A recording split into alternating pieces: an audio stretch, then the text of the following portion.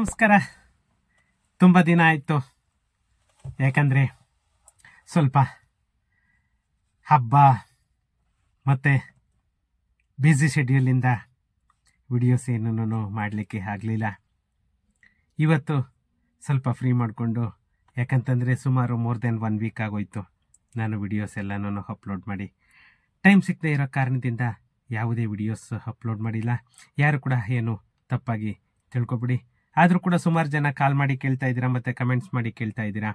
ಸುಮಾರು ಜನಕ್ಕೆ ನಾನು ಕಮೆಂಟ್ಸ್ ಕೂಡ ರಿಪ್ಲೈ ಮಾಡೋಕ್ಕಾಗಿಲ್ಲ. ಸ್ವಲ್ಪ ಇವತ್ತಿಂದ ಮತ್ತೆ ನನ್ನ ಶೆಡ್ಯೂಲ್ ಫಿಕ್ಸ್ ಮಾಡ್ಕೊಳ್ತಾ ಇದ್ದೀನಿ. ಫ್ರೆಂಡ್ಸ್, ಇವತ್ತು ಒಂದು ಮುಖ್ಯವಾದ ವಿಷಯದ ಬಗ್ಗೆನೇ ಮಾತಾಡೋಣ ಅಂತ ಹೇಳಿಬಿಟ್ಟು ಈ ವಿಡಿಯೋ ಮಾಡ್ತಾ ಇದ್ದೀನಿ. ಏನಂತ ಅಂದರೆ, ನಮ್ಮ ಕರ್ನಾಟಕ ಸರ್ಕಾರದ ಬಗ್ಗೆ ನಿಮಗೆಲ್ಲನೂ ಗೊತ್ತೇ ಇದೆ. ಅದ್ರ ಬಗ್ಗೆ ನಾನು ಏನೂ ನಿಮಗೆ ಮತ್ತೆ ಹೇಳಬೇಕಾಗಿಲ್ಲ. ಏನು ಈ ಖಾತಾ, ಬಿ ಖಾತಾ, ಎ ಖಾತಾ ಅನ್ನೋ ಒಂದು ಕಾಂಟ್ರವರ್ಸಿ ಇದೆ. ಅದ್ರ ಬಗ್ಗೆ ಇವಾಗ ತುಂಬ ಚರ್ಚೆಗಳು ನಡೀತಾ ಇದೆ. ತುಂಬ ಒಂದು ಡಿಸಿಷನ್ ಕೂಡ ನಮ್ಮ ಕರ್ನಾಟಕ ಸರ್ಕಾರ ಬರ್ತಾ ಇದೆ. ಏನಂದ್ರೆ, ಈ ಖಾತಾ ಮಾಡಲಿಕ್ಕೆ ಅಂತ ಹೇಳ್ಬಿಟ್ಟೇನೆ ಒಂದು ಅಪ್ಲಿಕೇಶನ್ ಅನ್ನು ಕೂಡ ರೆಡಿ ಮಾಡ್ತಾ ಇದ್ದಾರೆ. ಅದು ಅಪ್ಲಿಕೇಶನ್ ಇನ್ನೂ ಕೂಡ ಅಫಿಷಿಯಲಿ ಅನೌನ್ಸ್ ಆಗಿಲ್ಲ. ಸುಮಾರು ಜನ ಇಲ್ಲ ಆಲ್ರೆಡಿ ಅಪ್ಲಿಕೇಶನ್ ಬಂದಿದೆ ಅಂತಂದೇಳಿ ಫೇಕ್ ನ್ಯೂಸ್ ಆಗ್ತಾ ಇದ್ದಾರೆ. ಯೂಟ್ಯೂಬರ್ಸ್ ಎಲ್ಲನೂ ಅದು ಅಫಿಷಿಯಲಿ ಇನ್ನೂ ಅನೌನ್ಸ್ ಆಗಿಲ್ಲ. ಅದರಲ್ಲಿ ಇನ್ನ ಒಂದೇನಂದ್ರೆ, ಅದು ಯಾವ್ಯಾವ ಪ್ರಾಪರ್ಟಿಗೆ ಅಪ್ಲಿಕೇಬಲ್ ಆಗುತ್ತೆ, ಯಾವ ಏರಿಯಾಗೆ ಅಪ್ಲಿಕೇಬಲ್ ಆಗುತ್ತೆ, ಅದರಿಂದ ಏನು ಯೂಸ್ ಇದೆ ಅನ್ನೋದ್ರ ಬಗ್ಗೆ ಈ ವಿಡಿಯೋದಲ್ಲಿ ತಿಳ್ಕೊಳ್ಳೋಣ. ಅದಕ್ಕೂ ಮುಂಚೆ ಇನ್ನೂ ನನ್ನ ಚಾನಲ್ ಅನ್ನ ಯಾರೆಲ್ಲ ಸಬ್ಸ್ಕ್ರೈಬ್ ಮಾಡ್ಕೊಂಡಿಲ್ಲ, ಪ್ಲೀಸ್ ಸಬ್ಸ್ಕ್ರೈಬ್ ಮಾಡ್ಕೊಳ್ಳಿ. ಹಾಗೇನೆ ನನ್ನ ವಿಡಿಯೋಸ್ ಅನ್ನ ಶೇರ್ ಮಾಡೋ ಮುಖಾಂತರ ನನಗೆ ಸಪೋರ್ಟ್ ಮಾಡಿ ಅಂತ ಹೇಳ್ತಾ, ಫ್ರೆಂಡ್ಸ್, ನಾವು ಟೈಮ್ ವೇಸ್ಟ್ ಮಾಡೋದು ಬೇಡ, ವಿಡಿಯೋಗೆ ಎಂಟರ್ ಆಗೋಣ.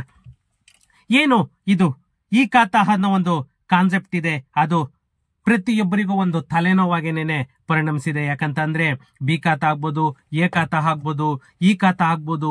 ಒಂದು ಹೆಂಗಾಗಿದೆ ಅಂತಂದ್ರೆ, ಎ ಖಾತಾನೋ ಬಿ ಖಾತಾನೋ ಈ ಖಾತಾನೋ ಯಾವುದೋ ಒಂದು ಕೊಡ್ರಪ್ಪ ನಮ್ಗೆ ಅನ್ನೋ ಒಂದು ಪರಿಸ್ಥಿತಿಗೆ ಜನ ಬಂದುಬಿಟ್ಟಿದ್ದಾರೆ. ಏನು ನಮ್ಮ ಕರ್ನಾಟಕ ಸರ್ಕಾರ ಆಸ್ತಿ ಸಂರಕ್ಷಣೆ ಮತ್ತೆ ವಹಿವಾಟಿನಲ್ಲಿ ಪಾರದರ್ಶಕತೆ ಅನ್ನೋದನ್ನ ಒಂದು ಖಾತರಿಪಡಿಸಬೇಕು ಅಂತ ಹೇಳ್ಬಿಟ್ಟು ಈ ಖಾತಾ ಅನ್ನೋ ಒಂದು ವ್ಯವಸ್ಥೆಯನ್ನ ಕಡ್ಡಾಯ ಮಾಡ್ತು. ಆದ್ರೆ ಇಷ್ಟೆಲ್ಲ ಸಮಸ್ಯೆ ಸೃಷ್ಟಿ ಆಗುತ್ತೆ ಅಂತ ಹೇಳ್ಬಿಟ್ಟು ನಮ್ಮ ಕರ್ನಾಟಕ ಸರ್ಕಾರಕ್ಕೆ ಕೂಡ ಗೊತ್ತಿಲ್ಲ. ಯಾಕಂತಂದ್ರೆ ಇದು ಒಂದು ಸುಪ್ರೀಂ ಕೋರ್ಟ್ ಆದೇಶ ಅನ್ನೋದು ಒಂದೇ ಒಂದು ಮೈಂಡ್ ಅಲ್ಲಿ ಇಟ್ಕೊಂಡು ಇವರು ಈ ಖಾತಾ, CC, OC ಅನ್ನೋದು, ಯಾಕಂದ್ರೆ ಬೇರೆ ಸ್ಟೇಟ್ಗಳಲ್ಲೆಲ್ಲ ಸುಪ್ರೀಂ ಕೋರ್ಟ್ ಎಲ್ಲ ಸ್ಟೇಟ್ಗಳಿಗೂ ಒಂದೇ ಇರೋದು. ಈ ನಮ್ಮ ಕರ್ನಾಟಕ ಸರ್ಕಾರಕ್ಕೆ ಮಾತ್ರ ಅಪ್ಲಿಕೇಬಲ್ ಆಗಲ್ಲ. ಆದ್ರೆ ಇವರಿಗೆ ಫೇಸ್ ಮಾಡೋ ಕೇಪಬಿಲಿಟಿ ಇಲ್ಲ, ತಿದ್ದುಪಡಿ ತರೋ ಕೇಪಬಿಲಿಟಿ ಇಲ್ಲ. ಫ್ರೆಂಡ್ಸ್, ಅದೊಂದು ನಾನು ಹೇಳ್ತೇನೆ ಅಷ್ಟೇನೇನೆ. ಏನು ಈ ಖಾತಾ ವ್ಯವಸ್ಥೆಯನ್ನ ತಗೊಂಡ್ ಬಂದ್ರು, ಇದರಿಂದ ಯಾವುದೇ ಆಸ್ತಿಗಳ ಒಂದು ದಾಖಲಾತಿಯನ್ನ ಡಿಜಿಟಲ್ ರೂಪದಲ್ಲಿ ಒಂದು ಸರಳಗೊಳಿಸುವ ಗುರಿಯನ್ನ ನಮ್ಮ ಕರ್ನಾಟಕ ಸರ್ಕಾರ ಇಡ್ತು. ಆದ್ರೆ ಇದರಿಂದ ಜನಗಳಿಗೆ ಬೆನಿಫಿಟ್ ಅನ್ನೋದೊಂದು ಆಗ್ಲಿಲ್ಲ. ಅನುಕೂಲಕ್ಕಿಂತ ಅನಾನುಕೂಲನೇನೆ ಜಾಸ್ತಿ ಆಯ್ತು ಅಂತಲೇನೆ ಹೇಳ್ಬೇಕು. ಯಾಕಂದ್ರೆ ಇವರು ಅಕ್ರಮ, ಅನಧಿಕೃತ ಅವನ್ನೆಲ್ಲ ನಾವು ತಡೆಗಟ್ತೀವಿ ಅಂತ ಹೇಳ್ಬಿಟ್ಟು ಈ ಖಾತಾ ಅನ್ನೋ ವ್ಯವಸ್ಥೆಯನ್ನ ತಗೊಂಡ್ ಬಂದ್ರು. ಆದ್ರೆ ಈ ವ್ಯವಸ್ಥೆ ಎಲ್ಲರಿಗೂ ಸುಲಭವಾಗಿ ಲಭ್ಯವಾಗಿರದೆ ಇದು ಒಂದು ಸಮಸ್ಯೆಯಾಗೇನೆ ಉಳ್ಕೊಂಡ್ ಬಳ್ತು ಅಂತಲೇನೆ ಹೇಳ್ಬೇಕು. ಯಾಕಂತಂದ್ರೆ ನಮ್ಮ ಕರ್ನಾಟಕ ಸರ್ಕಾರ ಇವಾಗ ಏನು GBA ಅನ್ನೋ ಒಂದು ಕಾನ್ಸೆಪ್ಟ್ ಅನ್ನ ತಗೊಂಡ್ ಬಂದಿದೆ. ಯಾಕಂತಂದ್ರೆ ಈ ಗ್ರೇಟರ್ ಬ್ಯಾಂಗ್ಳೂರ್ ಅಥಾರಿಟಿ, ಯಾಕಂದ್ರೆ ಹೋಯ್ತು, ಇನ್ನ BBMP ಆಗ್ಬೋದು, BDA ಆಗ್ಬೋದು, BMRDA ಆಗ್ಬೋದು, ಎಲ್ಲ ಡಿಪಾರ್ಟ್ಮೆಂಟ್ಗಳು ಹೋಯ್ತು. ಇನ್ನ ಒನ್ ಅಂಡ್ ಓನ್ಲಿ GBA ಮಾತ್ರನೇ ಇರೋದು. ಏನು ಈ ಗ್ರೇಟರ್ ಬ್ಯಾಂಗ್ಳೂರ್ ಅಥಾರಿಟಿ ಇದೆ, ಈ ಗ್ರೇಟರ್ ಬ್ಯಾಂಗ್ಳೂರ್ ಅಥಾರಿಟಿ ಬಂದ ತಕ್ಷಣನೇ ಮೊಬೈಲ್ ಅಪ್ಲಿಕೇಶನ್ ಅನ್ನ ಒಂದು ಪರಿಚಯ ಮಾಡಿಸ್ತಾ ಇದೆ. ಇದು ಆನ್ಲೈನ್ ನಲ್ಲೇನೆ ನೀವು ಅರ್ಜಿಯನ್ನು ಕೂಡ ಸಲ್ಲಿಸಬಹುದು. ಆನ್ಲೈನ್ ನೀವು ಮೊಬೈಲ್ ಸ್ಮಾರ್ಟ್ ಫೋನ್ ಅಲ್ಲೇನೆ ನೀವು ಸ್ಟೇಟಸ್ ಅನ್ನು ಕೂಡ ಚೆಕ್ ಮಾಡ್ಕೊಳ್ಬಹುದು.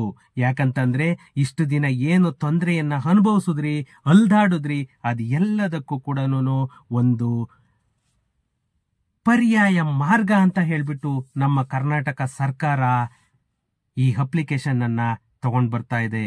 ಆದರೆ ಈ ವ್ಯವಸ್ಥೆ ಬಂದ್ಬಿಟ್ಟು ಪ್ರಸ್ತುತ ನಮ್ಮ ಬೆಂಗಳೂರಿಗರಿಗೆ ಮಾತ್ರ ಸೀಮಿತವಾಗಿದೆ.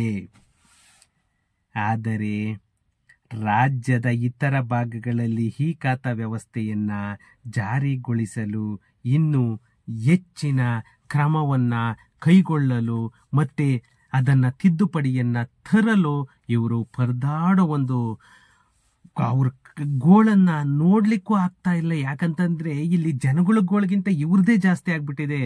ಏನು ಬರೋದೆಲ್ಲನೂ ನಿಂತೋಗ್ತಾ ಇದೆ. ಇಷ್ಟು ದಿನದಲ್ಲಿ ತಗೊಳ್ಬೇಕು, ಇದ್ ಮಾಡ್ಕೊಳ್ಬೇಕು ಅನ್ನೋದಕ್ಕೆ ಇವರು ಯಾವ ರೀತಿ ದುಡ್ಡನ್ನ ಹೊಡಿಬೇಕು ಅನ್ನೋದ್ರ ಬಗ್ಗೆನೇನೆ ಇದ್ ಮಾಡ್ಕೊಂಡು ಇದಾಗ್ತಾ ಇದ್ದಾರೆ.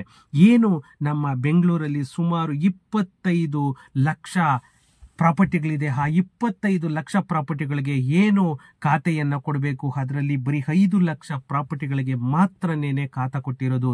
ಇನ್ನ ಮಿಕ್ಕ ಪ್ರಾಪರ್ಟಿಗಳಿಗೆ ಇವರು ಇನ್ನೂ ಕೂಡ ಖಾತೆಯನ್ನ ಒದಗಿಸೋದಕ್ಕೆ ಆಗ್ತಾ ಇಲ್ಲ. ಇದು ಒಂದು ಸವಾಲಾಗೇನೆ ಅವರಿಗೆ ಪರಿಣಮಿಸಿದೆ. ಇದರಿಂದ ಏನಾದರೂ ಒಂದು ಮಾಡಬೇಕು ಅಂತ ಹೇಳ್ಬಿಟ್ಟೇನೆ ಇವರು ಒಂದು ಅಪ್ಲಿಕೇಶನ್ ಅನ್ನ ತಂದಿದೆ. ಯಾಕಂತಂದ್ರೆ ಈ ಬಿ ಖಾತಾ ಆಸ್ತಿದಾರರಿಗಂತೂ ನಿಜವಾಗೂ ಅದು ಸಂಕಷ್ಟ ತಪ್ಪಿದ್ದಲ್ಲ ಅಂತಲೇ ಹೇಳಬೇಕು. ಏನು ಈ ಬಿ ಖಾತಾ ಆಸ್ತಿಗಳಿಗೆ ಸಂಬಂಧಿಸಿದಂತೆ ನಮ್ಮ ಕರ್ನಾಟಕ ಸರ್ಕಾರ ಯಾವುದೇ ಒಂದು ಹೊಸ ನಿಯಮಾವಳಿ ಅಥವಾ ಅಧಿಸೂಚನೆಯನ್ನ ಇಲ್ಲಿವರೆಗೂ ಕೂಡ ಜಾರಿಗೊಳಿಸಿಲ್ಲ. ಮತ್ತೆ ರಾಜ್ಯದಾದ್ಯಂತ ಸರಿಸುಮಾರು ಏನಿಲ್ಲ ಅಂತಂದ್ರೂ ಕೂಡ 90 ಲಕ್ಷ ಆಸ್ತಿಗಳಿಗೆ ಇನ್ನೂ ಕೂಡ ಖಾತಾವನ್ನ ಕೊಡಬೇಕು. ಮತ್ತೆ ಎ ಖಾತಾಗೆ ಬಿ ಖಾತಾಯಿಂದ ಎ ಖಾತಾಗೆ ಪರಿವರ್ತನೆ ಕೂಡ ಮಾಡ್ತೀವಿ ಅಂತ ಹೇಳ್ಬಿಟ್ಟು ನಮ್ಮ ಕರ್ನಾಟಕ ಸರ್ಕಾರ ಅದು ಕೂಡ ಒಂದು ಅಧಿಸೂಚನೆಯನ್ನ ಆಲ್ರೆಡಿ ಹೊರಡಿಸಿದ್ದಾರೆ. ಇದರಿಂದ ಸುಮಾರು ಜನ ಯಾವ ತರ ಕನ್ಫ್ಯೂಸ್ ಆಗ್ಬಿಟ್ಟಿದ್ದಾರೆ ಅಂತಂದ್ರೆ, ಎ ಖಾತಾನಾದ್ರೂ ಕೊಡಿ, ಬಿ ಖಾತಾನಾದ್ರೂ ಕೊಡಿ, ಈ ಖಾತಾನಾದ್ರೂ ಕೊಡಿ, ನಮ್ಗೆ ಖಾತಾ ಮಾತ್ರ ಕೊಡಿ ಅಂತ ಹೇಳ್ಬಿಟ್ಟು ನಮ್ಮ ಜನಗಳು, ಸಾರ್ವಜನಿಕರು ನಿಜವಾಗೂ ಒಂದು ಪರದಾಡ್ತಾ ಇದ್ದಾರೆ, ಒದ್ದಾಡ್ತಾ ಇದ್ದಾರೆ. ಯಾಕಂದ್ರೆ ಒಂದು ಪ್ರಾಪರ್ಟಿ ಸೇಲ್ ಮಾಡ್ಲಿಕ್ಕೆ ಆಗ್ತಾ ಇಲ್ಲ, ಒಂದು ಯಾವುದೇ ಟ್ರಾನ್ಸಾಕ್ಷನ್ ಮಾಡೋಕ್ಕಾಗ್ತಾ ಇಲ್ಲ, ಅಥವಾ ಯಾವುದೇ ಲೋನ್ ತಗೊಳಕ್ಕಾಗ್ತಾ ಇಲ್ಲ. ಹೆಂಗಾಗಿದೆ ಅಂತಂದ್ರೆ ಜನಗಳ ಪರಿಸ್ಥಿತಿ ವಿಲ ಒದ್ದಾಡೋ ತರ ಆಗಿದೆ. ಮತ್ತೆ ಇನ್ನೊಂದು ರಿಯಲ್ ಎಸ್ಟೇಟಿಗಂತೂ ಹೇಳಲಿಕ್ಕೂ ಆಗಲ್ಲ, ಆ ತರ ಒಂದು ಪೆಟ್ಟನ್ನ ಬಿದ್ದಿದೆ ಅಂತಲೇನೆ ಹೇಳಬೇಕು. ಯಾಕಂತಂದ್ರೆ ಈ ಬಿ ಖಾತಾ ಸಂಬಂಧಿತ ಗೊಂದಲ ನಮ್ಮ ಕರ್ನಾಟಕ ರಿಯಲ್ ಎಸ್ಟೇಟ್ ಕ್ಷೇತ್ರಗಳಿಗೆ ಒಂದು ಗಂಭೀರ ಪರಿಣಾಮನೇ ಬೀರಿದೆ ಅಂತಲೇನೆ ಈ ಎಕ್ಸ್ಪರ್ಟ್ಸ್ ಎಲ್ಲಾನು ಹೇಳ್ತಾ ಇದ್ದಾರೆ. ಏನು ಬಿ ಖಾತಾದಿಂದ ಎ ಖಾತಾಗೆ ಪರಿವರ್ತನೆ ಸಂಬಂಧಿಸಿದಂತಹ ಕಾನೂನು ತೊಡಕುಗಳು ಮತ್ತೆ ಸರ್ಕಾರದ ಒಂದು ನಿಷ್ಕ್ರಿಯತೆಯನ್ನ ಕೂಡ ಎದ್ದು ತೋರಿಸ್ತಾ ಇದೆ. ಯಾಕಂತಂದ್ರೆ ಇವರು ಮಾಡ್ತಾ ಇರೋ ಒಂದೊಂದು ಕಾನ್ಸೆಪ್ಟ್ ಇಂದ ಒಂದೊಂದು ರೂಲ್ಸ್ ಅಂಡ್ ರೆಗ್ಯುಲೇಷನ್ ಮತ್ತೆ ತಿದ್ದುಪಡಿಯಿಂದ ಜನಗಳಿಗೆ ಮತ್ತೆ ರಿಯಲ್ ಎಸ್ಟೇಟ್ ಉದ್ಯಮಿಗಳಿಗೂ ಕೂಡ ಒಂದು ಪೆಟ್ಟೆ ಬಿದ್ದಿದೆ ಅಂತಲೇನೆ ಹೇಳಬೇಕು. ಯಾಕಂತ ಅಂದ್ರೆ ಬೆಂಗಳೂರಲ್ಲಿ ಸುಮಾರು 25 ಲಕ್ಷ ಆಸ್ತಿಗಳಿಗೆ ಇವರು ಖಾತಾ ಮಾಡಿಲ್ಲ. ಆ ಖಾತಾ ಮಾಡದೇ ಇರೋದ್ರಿಂದ ಯಾವುದೇ ಒಂದು ಟ್ರಾನ್ಸಾಕ್ಷನ್ ಕೂಡ ಮಾಡೋಕ್ಕಾಗ್ತಾ ಇಲ್ಲ. ಇನ್ನೊಂದು ನಮ್ಮ ರಿಯಲ್ ಎಸ್ಟೇಟ್ ಕ್ಷೇತ್ರ ರಾಜ್ಯದ ಆರ್ಥಿಕತೆಯ ಮಹತ್ವದ ಒಂದು ಭಾಗ ಅದು. ಆಕ್ಚುಲಿ ಅದಕ್ಕೇನೆ ಪೆಟ್ಟು ಬಿದ್ದಿದೆ ಅಂತಂದ್ರೆ ಇನ್ನು ಯಾವ ರೀತಿ ನಮ್ಮ ಕರ್ನಾಟಕ ಗ್ರೋತ್ ಆಗುತ್ತೆ ಅಂತಲೇನೆ ಹೇಳಬೇಕು. ಆದ್ರೆ ಈ ಬಿ ಖಾತಾ ಸಂಬಂಧಿಸಿದಂತಹ ಸಮಸ್ಯೆಗಳಿಂದ ಕ್ಷೇತ್ರದ ಸವಾಲುಗಳನ್ನ ನಿಜವಾಗೂ ಎದುರಿಸ್ತಾ ಇದೆ ಅಂತಂದ್ರೆ ಸುಳ್ಳಾಗಲಾರದು. ಏನು ಈ ನಮ್ಮ ಕರ್ನಾಟಕದ ಆಸ್ತಿದಾರರು ತಮ್ಮ ಆಸ್ತಿಗಳನ್ನ ಮಾರಾಟ ಮತ್ತೆ ಅಭಿವೃದ್ಧಿ ಪಡಿಸೋದು ಕೂಡ ಸಾಧ್ಯವಾಗದೆ ಜನ ಸಂಕಷ್ಟಕ್ಕೆನೆ ಸಿಲುಕಿದ್ದಾರೆ ಅಂತಲೇನೆ ಹೇಳಬೇಕು. ಈ ಕರ್ನಾಟಕ ಸರ್ಕಾರ ಒಂದು ಭರವಸೆಯನ್ನ ಮಾತ್ರನೇನೆ ಕೊಟ್ಟಿದೆ. ಆದ್ರೆ ಆ ಭರವಸೆ ಏನು ಈಡೇರುತ್ತಾ ಇಲ್ವಾ ಅನ್ನೋದೇನೆ ನೋಡ್ಬೇಕು. ಏನಂದ್ರೆ ನಮ್ಮ ಗ್ರೇಟರ್ ಬ್ಯಾಂಗ್ಳೂರ್ ಆಡಳಿತ ಏನು ಈ ಖಾತಾ ಪಡೆಯೋದಕ್ಕೆ ಒಂದು ಮೊಬೈಲ್ ಅಪ್ಲಿಕೇಶನ್ ಅನ್ನ ಒಂದು ಸೌಲಭ್ಯ ಅಂತಲೇನೆ ಹೇಳ್ಬೇಕದು. ಆಕ್ಚುಲಿ ಈ ಅಪ್ಲಿಕೇಶನ್ ಅನ್ನ ಏನು ಪರಿಚಯಿಸ್ತಾ ಇದೆ ಇದು ಆಸ್ತಿದಾರರಿಗೆ ಒಂದು ಆಶಾದಾಯಕ ಕ್ರಮವಾಗಿದೆ ಅಂತಲೇನೆ ಹೇಳ್ತಾ ಇದ್ದಾರೆ. ಇನ್ನು ಈ ಅಪ್ಲಿಕೇಶನ್ ಮೂಲಕ ನೀವು ಆನ್ಲೈನ್ ನಲ್ಲಿ ಈ ಖಾತಾಗೆ ಅರ್ಜಿಯನ್ನ ಸಲ್ಲಿಸಲು ಕೂಡ ಸಾಧ್ಯವಾಗುತ್ತೆ. ಮತ್ತೆ ಸಾಂಪ್ರದಾಯಿಕ ಕಚೇರಿಗಳಲ್ಲಿ ಏನು ಇದಕ್ಕೆ ಸಂಬಂಧಪಟ್ಟಂತಹ ಕಚೇರಿಗಳಲ್ಲಿ ನೀವು ಭೇಟಿ ನೀಡಿ ಅಗತ್ಯವಾದಂತಹ ಒಂದು ಇನ್ಫಾರ್ಮೇಶನ್ ಅನ್ನು ಕೂಡ ತಗೊಳ್ಬೇಕು ಅಂತಂದ್ರೆ ನೀವು ಅದನ್ನ ಆಫೀಸುಗಳಿಗೇನೆ ನೀವು ಹೋಗ್ಬೇಕಾಗಿತ್ತು. ಆದರೆ ಈ ಅಪ್ಲಿಕೇಶನ್ ಇಂದನೇ ನೀವು ಪ್ರತಿಯೊಂದು ಇನ್ಫಾರ್ಮೇಶನ್ ಅನ್ನು ಕೂಡ ತಗೊಳ್ಬಹುದು. ಮತ್ತೆ ನೀವು ಎಲ್ಲ ಸ್ಟೇಟಸ್ ಅನ್ನು ಕೂಡ ಇದರಲ್ಲೇನೆ ಚೆಕ್ ಮಾಡ್ಕೊಳ್ಬಹುದು. ಈ ಸೌಲಭ್ಯ ನಮ್ಮ ಬೆಂಗಳೂರಿಗರಿಗೆ ಮಾತ್ರನೇ ಸೀಮಿತ ಆಗಿದೆ. ರಾಜ್ಯದ ಇತರೆ ಭಾಗಗಳಲ್ಲಿ ಇದನ್ನ ಜಾರಿಗೊಳಿಸೋದಕ್ಕೆ ನಮ್ಮ ಕರ್ನಾಟಕ ಸರ್ಕಾರ ಶ್ರಮ ವಹಿಸ್ತಾ ಇದೆ ಅಂತಲೇನೆ ಎಲ್ಲರೂ ಹೇಳ್ತಾ ಇದ್ದಾರೆ. ಭವಿಷ್ಯದಲ್ಲಿ ಇದು ಥ್ರೋಟ್ ಕರ್ನಾಟಕಕ್ಕೇನೆ ಹಬ್ಬಸಿ ಒಂದು ಟೋಟಲಿ ಸ್ಪ್ರೆಡ್ ಆಗಬೇಕು. ಯಾಕಂತಂದ್ರೆ ಬರೀ ಬೆಂಗಳೂರು ಬಗ್ಗೆ ಮಾತ್ರ ಯೋಚನೆ ಮಾಡೋದಲ್ಲ, ಫಸ್ಟ್ ರೂರಲ್ಗೆ ಫೋಕಸ್ ಕೊಡಬೇಕು. ಯಾಕಂದ್ರೆ ಬೆಂಗಳೂರು ಆಲ್ರೆಡಿ ಡೆವಲಪ್ ಆಗಿದೆ. ರೂರಲ್ ಅನ್ನ ಡೆವಲಪ್ ಮಾಡೋದಕ್ಕೆ ನಮ್ಮ ಕರ್ನಾಟಕ ಸರ್ಕಾರ ಒಂದು ಹೊತ್ತನ್ನ ಕೊಡಬೇಕು. ಯಾಕಂತಂದ್ರೆ ಇವಾಗ ಏನು ಇವರು ಅಪ್ಲಿಕೇಶನ್ ಅನ್ನ ಮಾಡ್ತಾ ಇದ್ದಾರೆ, ಆ ಅಪ್ಲಿಕೇಶನ್ ಅನ್ನ ಪರಿಚಯ ಮಾಡಿಸ್ತಾ ಇದ್ದಾರೆ. ಆ ಅಪ್ಲಿಕೇಶನ್ ಬಿಡುಗಡೆ ಆಗ್ತಾ ಇರೋದ್ರಿಂದ ಎಲ್ಲರಿಗೂ ಕೂಡ ಈ ಖಾತಾ ಮಾಡ್ಕೊಳ್ಳಿಕ್ಕೆ ಒಂದು ಸುಲಭವಾದ ಮಾರ್ಗ.